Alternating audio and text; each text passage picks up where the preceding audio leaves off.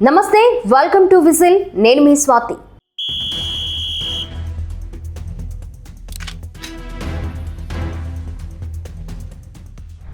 దేశమంటే మట్టి కాదోయ్, దేశమంటే మనుషులోయ్ అన్నారు గురజాడ అప్పారావు.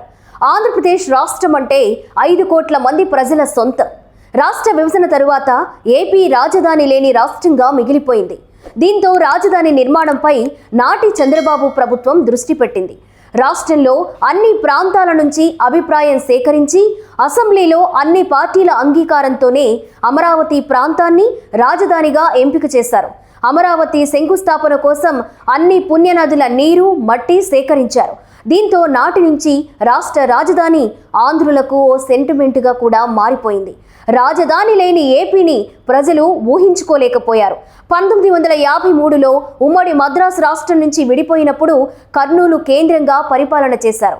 ఆ తరువాత సుమారు 60 ఏళ్ల పాటు హైదరాబాద్ రాష్ట్ర రాజధాని. అన్ని విధాలుగా అభివృద్ధి చెందిన తరువాత రాష్ట్ర విభజన తరువాత మళ్లీ పాత కథే. అప్పుడు మద్రాస్, ఇప్పుడు హైదరాబాద్. తలలేని మొండె మాదిరిగా రాష్ట్ర విభజన జరిగింది. ఏపీకి రాజధాని లేకుండా చేశారు. దీంతో అమరావతిని అన్ని విధాలుగా అభివృద్ధి చేసుకోవాలనేది ప్రతి ఆంధ్రుడి అభిప్రాయం. ఇక 2014లో ఏపీలో అధికారంలోకి వచ్చిన టీడీపీ సర్కార్ రాజధాని నిర్మాణం కోసం 33,000 ఎకరాల భూమిని సేకరించింది.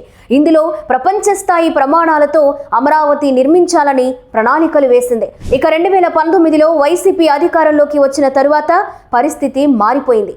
అమరావతిలో ఎక్కడి నిర్మాణాలు అక్కడే ఆగిపోయాయి. అమరావతిపై పెద్ద ఎత్తున తప్పుడు ప్రచారం కూడా చేశారు. అమరావతిని కులానికి ఆపాదించారు. అలాగే అమరావతిని శ్మశానంతో పోల్చారు. ముంపు రాజధాని కలల రాజధాని కాదు, అలల రాజధాని అంటూ నోటికొచ్చినట్లు వ్యాఖ్యలు చేశారు. ఇదే సమయంలో 3 రాజధానులంటూ వింత ప్రతిపాదన తెరపైకి తీసుకొచ్చారు. దీంతో అమరావతి ప్రయాణం అంగుళం కూడా ముందుకు కదల్లేదు. అసంపూర్తి భవనాలు, బోసిపోయిన రోడ్లు, బీడు భూములు దర్శనమిచ్చాయి. 5 ఏళ్ల పాటు అమరావతి రైతుల పోరాటం, అక్రమ కేసులు, ధర్నాలు, నిరసనలతో అమరావతి ప్రాంతం దద్దరిల్లిపోయింది. ఇది ఏపీ ప్రజలను ఎంతో బాధించింది. ఇక 2024లో కూటమి సర్కార్ అధికారంలోకి వచ్చిన తరువాత అమరావతి నిర్మాణంపై చంద్రబాబు దృష్టి పెట్టారు. అమరావతి పనులు పరుగులు పెట్టాయి. ఆగిపోయిన నిర్మాణాల పనులను గాడిలో పెట్టారు. జంగిల్ క్లియరెన్స్తో మొదలైన అమరావతి పనులు ప్రారంభోత్సవాల వరకు చేరుకున్నాయి. దీంతో రాజధాని ప్రాంత రైతులతో పాటు రాష్ట్ర ప్రజల్లో కూడా అమరావతి కొత్త ఆశలు నింపింది. రాజధాని నిర్మాణ పనులను ప్రత్యక్షంగా పర్యవేక్షిస్తున్న సిఆర్డీఏ ప్రాంతీయ కార్యాలయ భవనాన్ని ముఖ్యమంత్రి చంద్రబాబు ప్రారంభించారు. ఇక తుళ్లూరులోని సీడ్ యాక్సెస్ రోడ్డు పక్కనే ఈ భవనం నిర్మించారు. సర్వాంగ సుందరంగా ముస్తాబైన ఈ భవనం అమరావతి నగర నిర్మాణానికి నాంది పలుకుతుందనేది విశ్లేషకుల మాట.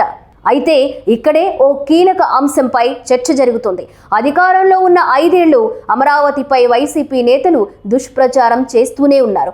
గ్రాఫిక్స్ రాజధాని అంటూ తప్పుడు ప్రచారం చేశారు. ఇప్పుడు సిఆర్డీఏ భవనం రూపంలో గ్రాఫిక్స్ కళ్ల ముందు ప్రత్యక్షమయ్యాయి. వీటితో పాటు త్వరలోనే ప్రజాప్రతినిధుల క్వార్టర్స్ కోసం నిర్మించిన భవనాలు కూడా ప్రారంభం కానున్నాయి. దీంతో ఇప్పుడు వైసీపీ నేతలు కొత్త పాట పాడుతున్నారు. నిన్నటి వరకు అమరావతి అంటే భ్రమరావతి అంటూ ప్రచారం చేసిన వైసీపీ నేతలు ఇప్పుడు అమరావతి పేరుతో పెద్ద ఎత్తున అవినీతి జరుగుతోందంటున్నారు. సిఆర్డీఏ భవనంలో చదరపు అడుగులకు 11,000 రూపాయలు ఖర్చు చేశారని కొత్త లెక్కలు చెప్పారు. ఇక 334 కోట్లతో సిఆర్డీఏ భవనం నిర్మించారన్న వైసీపీ నేతలు దేశంలో బెంగళూరు, ముంబై, చెన్నై వంటి నగరాల్లోనే చదరపు అడుగుకు 5,000 రూపాయలకు మించి ఖర్చు చేయడం లేదంటున్నారు.